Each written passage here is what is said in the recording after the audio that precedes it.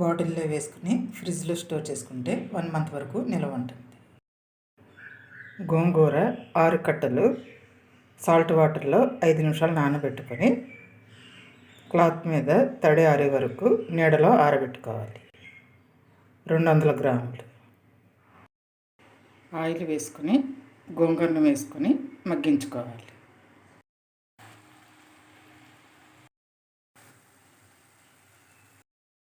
చింతపండు 10 గ్రాములు కొంచెం వేసుకుంటే సరిపోతుంది.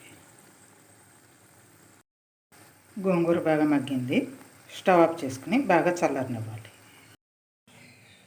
ఎండుమిర్చి 30 గ్రాములు 1 స్పూన్ ఆయిల్ వేసుకుని ఫ్రై చేసుకుని మిక్సీలో పౌడర్ చేసుకోవాలి.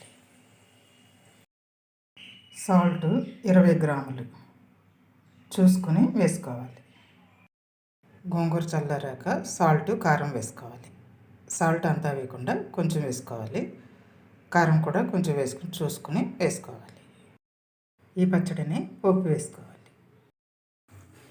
ఆయిల్ వేసుకొని వెల్లుల్లి, ఎండుమిర్చి, కరివేపాకు, పసుపు, ఇంగువ వేసుకోవాలి. పోపు చల్లారాక పచ్చడిని కలుపుకోవాలి. పోపు చల్లారాక పచ్చడిలో వేసుకోవాలి.